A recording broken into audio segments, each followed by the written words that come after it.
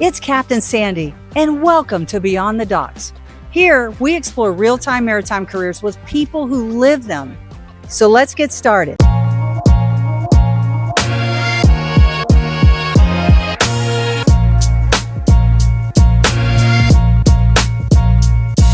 Are there specific courses or hands-on experience that make someone more qualified? Yeah, I think so. I mean, if you're a yacht broker, there's a few really good coaches, people. Vincent Finetti's a great guy. There's Yacht Broker Institute. There's all these different courses you can take, and I think they're really, really good. And I would recommend engaging in some way there. It goes back to the educating, why not immerse yourself with all that? But it's also the just social IQ, the being able to connect with people, not in a sleazy way, but in a value add, listen, not talk so much kind of a thing, which yacht brokers aren't great at listening sometimes. And so, yeah, it's really one of those things where you take the education part, but then you also take the real life, real world connecting with people. I think the best way to learn that is just be around other people that are great at it. Yeah. It's that thing, where are you going to be in 5 years? Probably you're going to look like the 5 or 6 people you hang out with and spend the most time with. And just, if you want to be a yacht broker, find other good, great people that connect well and just spend time with them. I love that you mentioned social IQ. Yeah. That is huge. We need so much. That should be an actual class in school. Totally agree. And it's, for some reason, I think even when I say it, sometimes I'm kind of embarrassed. I hope nobody here thinks I'm a little too whimsical or whatever. Yeah. But social intelligence is really, and not just in yachting, everywhere. I mean, it's one of those ultra important, can't live without it. But especially in our industry, I think it's really important. Absolutely. It's so interesting. When the owner walks on the bridge, we all stand, right? That's a social IQ. Yep. And when someone is not standing, you think that's lack of respect. Yep. And when we were younger, we were taught that, right? Our parents taught us that. I don't know what's happened, but that needs to come back. And I think that should be a class in schools. I really do. I love that. What are some unique ways you have approached leading the company that has made Denison Yachts as successful as it is today? We'll go back to the technology thing. I think we do a pretty good job of that. Also, I love our culture, and I'm biased, of course, so whatever. And it's sort of fun to talk about culture, but what does that really mean? We desire to be a place where we're not perfect, but we really have drawn people that they have the passion thing, they have the talent thing.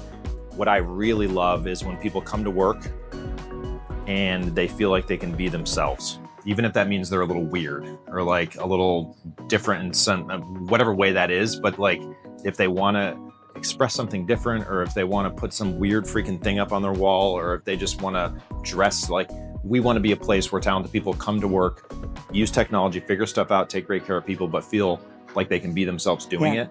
And I think that's one of the things our industry sometimes, at least on our side of it, is there's a little too much pretense, and there's just a lot of people thinking, oh, I need to talk this way or act this way or dress this way, and I need to fit this thing that everybody else looks like this, acts like this, dresses like this. And I enjoy the fact that our company's a little different that way. And so I'm really proud of it when we have weird people show up and act themselves. I freaking love it. And that's a part of the earlier question is the talent, right?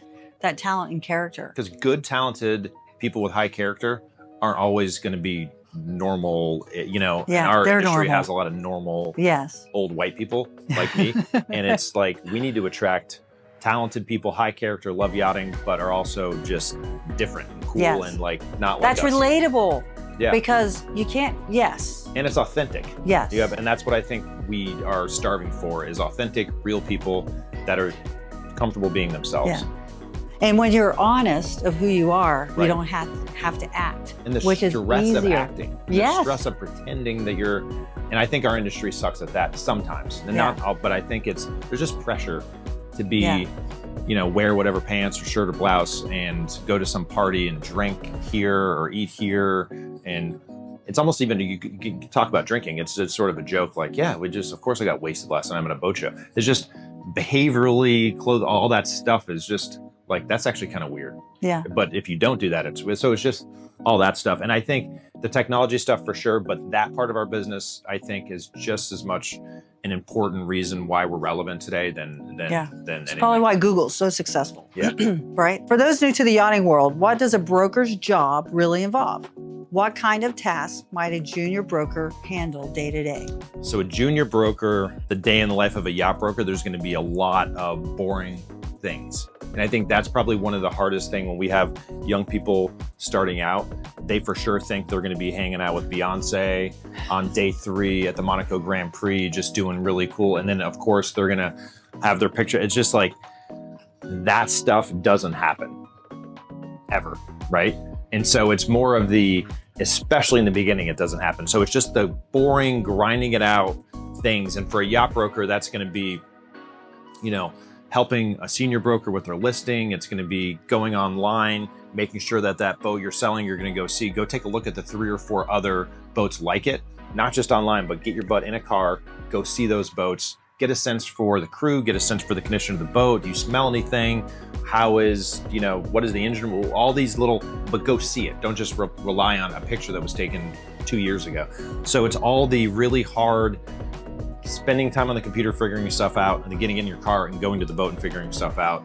And a lot of times as a yacht broker, as you know, you don't make anything unless you sell something. So there's thousands of hours like that where there's no thank you, there's no paycheck, there's no attaboy, and it's just the grind of, and the people that can surface that, the men and women that can get, and the stuff you learn in doing that is just incredible. And very often those people, if you can just stick with it for 3 to 5 years, you will make it.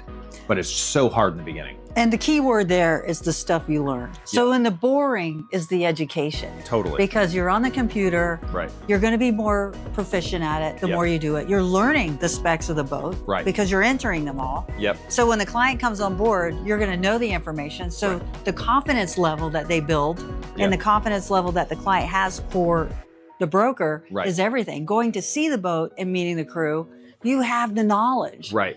I always say that when I talk. They go, why are you so confident? I go, because I have the knowledge. That's it. That's where confidence comes from. It's not about how I dress. Right. Yes, of course, I want to look good. Yep. You know, that's part of it, but it's really the knowledge of, you could probably walk through this boat and tell me everything about it. Right. And if I was here to buy the boat, I would be like, oh my God, this is incredible. Right. Very different. And that's part of the education. And that's part of the sacrifice. Right. Is doing your time. And that's my grandparents used to say. They would talk to my 2 uncles and my dad. There's the whole idea of like, because it was this back in the 80s and 90s, really cool cars, and not to say that that was where their confidence was driven from, but there's a lot of people that will take that. They think they have to have the watch or the car or the pants. They're going to walk onto a boat and feel confident. And it was way more for my uncles and dad and grandparents, way more about knowing, just the knowledge, and then the confidence comes with that so naturally. And it doesn't, you could show up, of course, you're going to want to dress okay. You don't want to show up like an idiot, but you can dress out, and people want to do business with people that are authentic and they know their stuff. Yeah.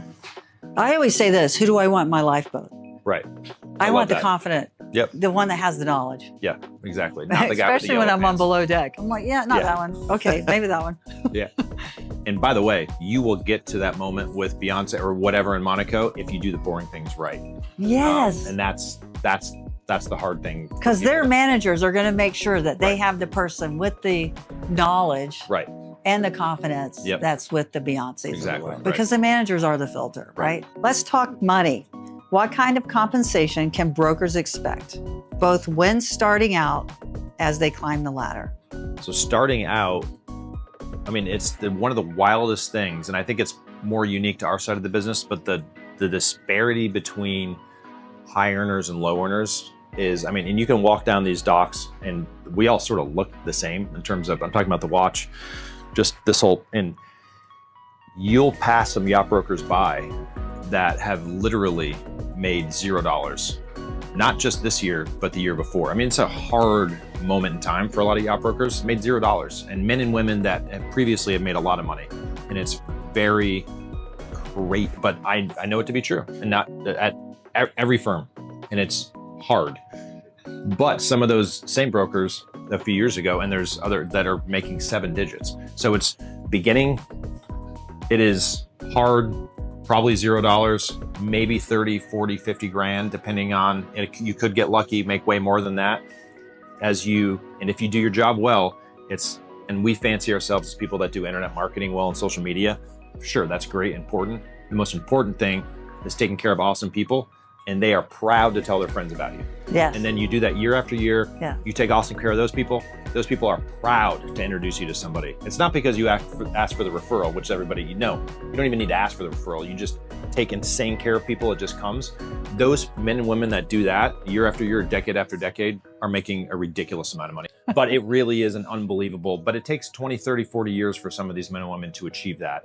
Yeah. And some don't. Some just honestly aren't that good at it. Right. But they're sort of stuck in this. And then so you have 40, 50, 60, and then you have a lot of people in between making somewhere between 70 and 150, 200. Yeah. But the scary part again is at any moment you could make 0. Since the role is commission-based, how do brokers typically manage their income during slower seasons? I love this question because I was thinking about entertainment, right? Yep. Because entertainment, they make it really fast, yep, and then it's gone. Yep. Unless they're really good at managing money. Same thing in this industry. It's very hard. Yeah. And our industry is unique too, where you have, I'm talking about those top earners, you have a collection of different types of people that have gotten there.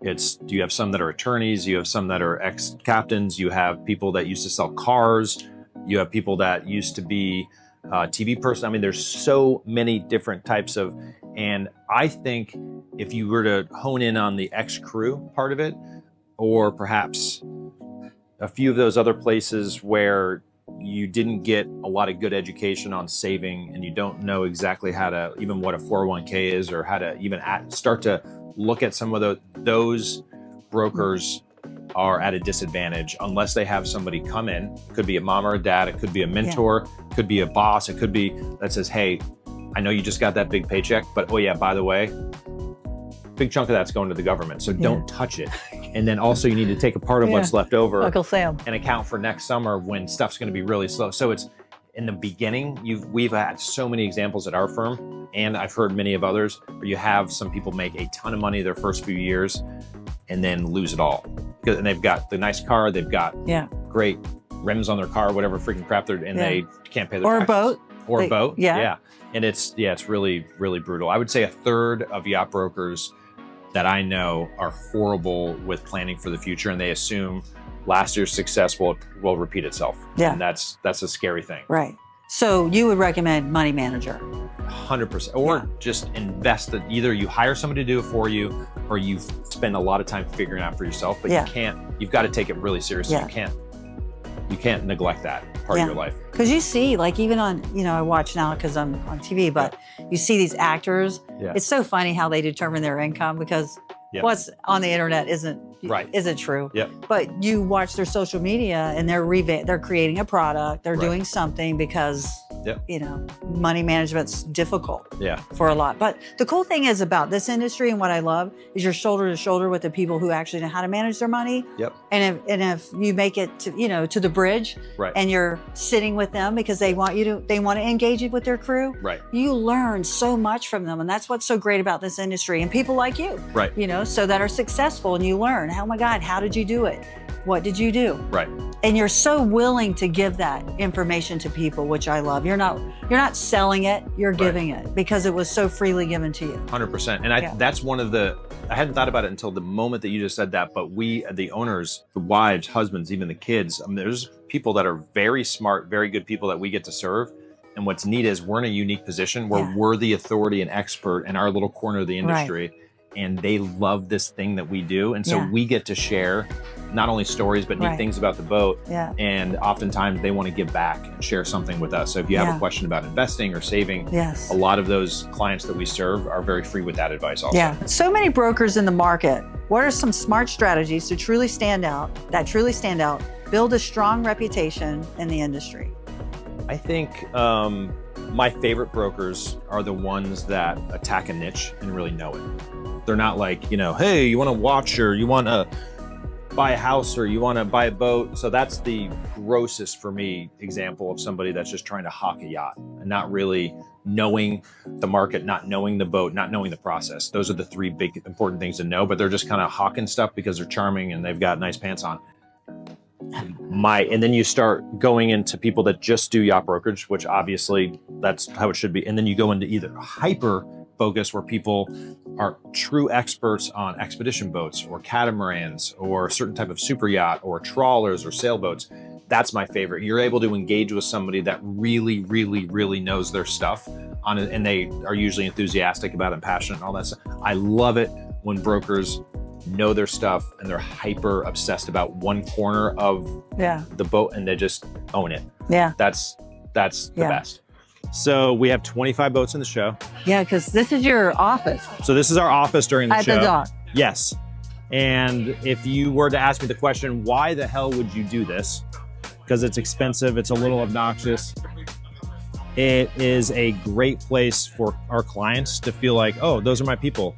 I want to hang out here, feel comfortable, and go find my broker, go find my charter, whatever it is. And it's a neat gathering place. It's a neat thing at a boat show because sometimes brokers can get intimidated or feel insecure at a boat show. We want this to be like a charging station for them. It's like prideful. It's like you have that pride.